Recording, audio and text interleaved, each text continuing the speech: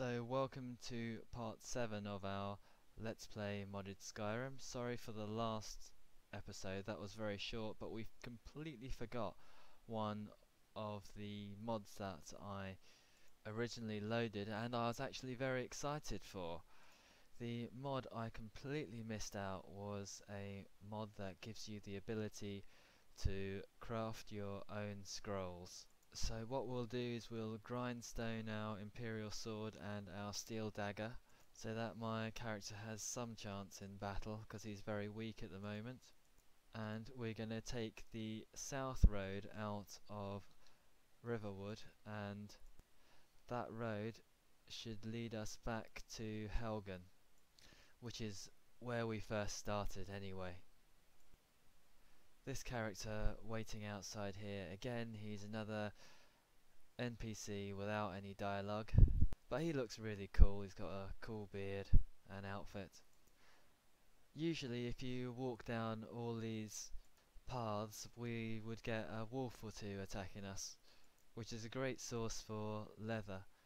That's not very realistic, but I think my character could do with some leather right now, so hopefully there will be a wolf or two that we can murder. And there's one just prowling around in the woods. So instead of me attacking, or me being attacked by the wolves, in fact I'm the one randomly attacking wolves. But there's a purpose to this all. My longbow doesn't do all that much damage. At least it got a hit. There are two wolves, so I'll have to quickly switch to my trusty Imperial Sword, because I think they will hurt me. And these wolves are actually quite tough. You certainly have to block their attacks. Fortunately the fight wasn't too difficult. I only lost about a third of my health, and I get my nice wolf pelt reward from them. There is a mod that makes wolf pelts a lot more valuable, and it also alters the value of the wolf pelts depending on how you've killed them. So if you've just used a single arrow to kill them, the wolf pelt's actually worth a lot more than if you've hacked this wolf to death several times. That's realistic, but in reality you should have skinning animals as a skill, but at least you should have some sort of special tool to skin animals. Or am I going too far? Up here another wolf, and looks like a bandit fighting a wolf. Get my sword and shield out. Luckily I blocked that, because you can actually get one-shotted on master difficulty, especially if they get a power attack on you like that. Bash him in the face with my shield, and I'll just finish him off. Oh, and that was satisfying. So, time to put things away and see what this guy has. I don't like games where looting people is how you get most of your treasure and valuable items and gold. And that's how it was in the original Skyrim. Some bandits would actually have glass and ebony equipment.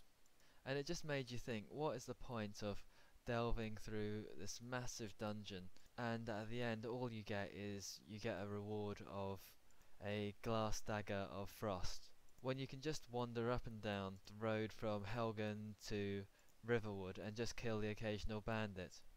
It's much better this way, where all your equipment you have to buy with actual money, and it's much more hard earned, and it feels like you've earned all your treasure and all your equipment instead of cheaply getting it from bandits. Basically all the equipment that bandit had was hide braces, fur armor, iron shields and iron weapons, which have practically no sell-on value in this game. At most it's worth around 10 or 20 gold, and it's going to take up all your encumbrance, so you can't actually go anywhere. So in this game as it is, the only thing that's worth taking is jewellery, magic items, gold, and the occasional valuable weapon. Scrolls and soul gems are also worthwhile, but everything else is completely worthless. I wonder if these storm cloaks do anything. They just actually threaten you if you're not a Stormcloak yourself. So I'm not gonna stick around very much longer for that. I'll be off, thank you very much. Instead, what I'll do is I'll pick up some nightshade, which makes an excellent poison, I think, and some mushrooms as well. Poison in this game is an alchemy skill, which again is a thief skill. Now, where am I? I'm at the Guardian Stones, and I want to make my way up to Helgen. So I think I take this southeasterly road to Helgen, although it's not really that obvious. Of course, this road is the main road, and I came out of a cavern last time. And over there you can actually see Helgen in the distance. One mod that I'm considering getting in the future is a Helgen fully rebuilt mod. Because basically after you've been in Helgen, it just becomes a waste of space. Sure, there are a couple of bandits there, but it's a town that's got so much potential. If you look on the opening sequence, you can see there's NPCs, fully mapped out buildings. There's also a fully functional Imperial fort. So actually it's a lot bigger than the original villages of Rorikstad or Iverstead, and it's a shame to waste it all. I'll just pop in Helgen to see what's there. And yep, it's all destroyed, all still burning throughout the game. So that's something I will definitely add on later. Obviously it's not something that you can add on at the start, otherwise that would completely ruin the storyline. Any Helgen rebuilt mods would have to happen after the first mission. And I don't think there's any minor missions that go back to Helgen. But it's really such a nice town.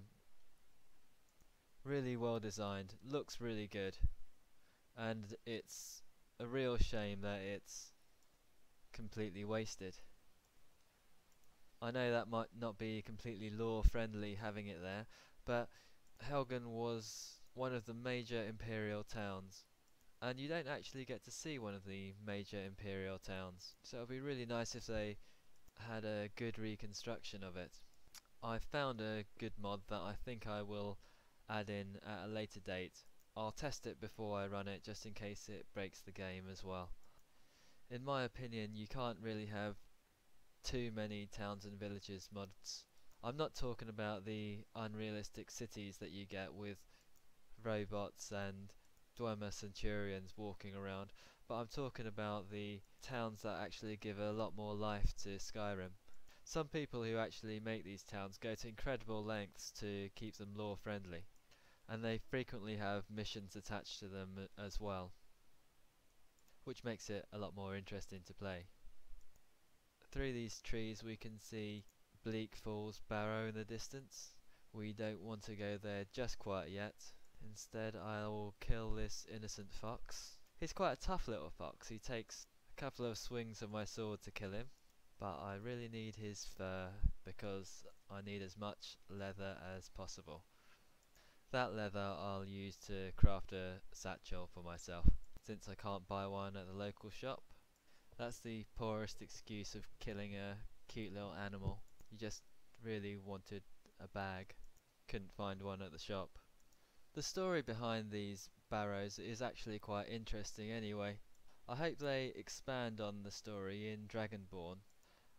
As you'll find out later, all the barrows are burial places of the ancient Nords, and these ancient Nords used to worship dragons as opposed to the Nine Divines or the Daedra. So I do wonder whether in the past there were two factions of Nords. Anyway, here we are at the cave entrance out of Helgen, and what I should have done, but my character was too busy getting drunk at the time, was to come out and notice this body on the left. This is a random dead body called Sten, and he has on him a book on soulcrafting. Scrollcrafting, a load of rolls of paper and loads of silver dust as well.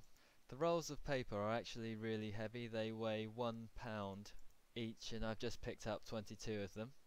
So unfortunately now I'm overburdened. Again, I think that's quite realistic. You can't really carry around 22 packets of printer paper unless you've got some sort of bag to put them all in. I'll just have to chuck away some of the armor that I don't need. I don't need a few of the weapons I picked up either, because they just weigh me down. Honestly, the rolls of paper and the silver dust which you need to make the scrolls make the game a lot better. You can make scrolls yourself. In fact, I haven't checked if it's overpowered, because you can sell scrolls for quite a lot of money. I'll try not to exploit that if that's the case. I also want to get rid of a couple of these books, but not before I've actually read them.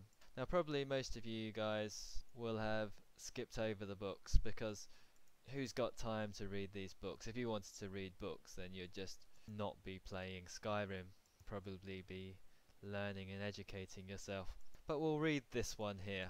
So this is a field officer's manual, which is welcome loyal officer of the Empire. This tells you Skyrim is organized into 9 holds. Each hold is a county that's governed by a Jarl who maintains his court in the hold's capital city. First we have Eastmarch, which is Stormcloak country. Its capital is Windhelm. Hafengar, seat of the High King of Skyrim, capital city Solitude. March, which has the capital city of Morthal. The Pale, which is covered by vast fields of ice and snow, capital city of Dawnstar. We also have a note saying that Dawnstar is tactically important. The Reach, which is in the west and is made up of steep, craggy mountains. The capital city is Markarth, and it is home to rebellious natives known as the Forsworn. The Rift, capital city Riften, which is rumoured to have home of the Thieves Guild. Whiterun, which is the central hold, capital of Whiterun. And Winterhold, which is a bleak hold, home of the College of Winterhold, capital city of Winterhold, which is a meagre village, and few other noteworthy settlements exist. So now I can throw away that book, now we've read it.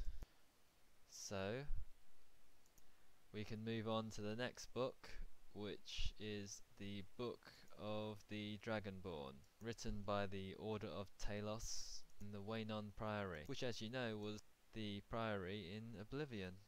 Many people have heard of the term Dragonborn. We are all ruled by Dragonborn emperors. The Dragonborns came about because Akatosh took pity on men and blessed Saint Alessia with the blood of dragons, which would help seal tight the gates of Oblivion, as long as Saint Alessia's generations were true to the dragon blood. But anyone blessed with the dragon's blood is known as Dragonborn. Only those of dragon blood were able to wear the Amulet of Kings and light the dragon fires.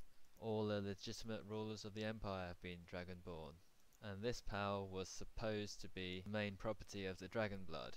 So I take it they completely ignored any other divine or magical powers, and the belief used to be that that was the Dragonborn's purpose.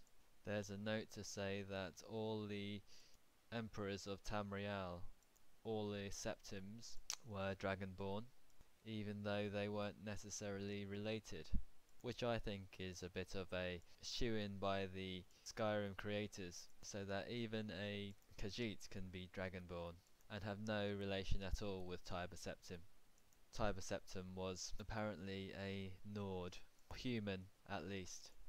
There's also a hint on the next page. Whether there can be more than one Dragonborn at any time is a mystery, but the history of the blade suggests that there could be. Lastly, we come to the meaning of being Dragonborn. The Nords tell tales of Dragonborn heroes who were able to steal the power of dragons that they killed, which is precisely what we were told in Whiterun.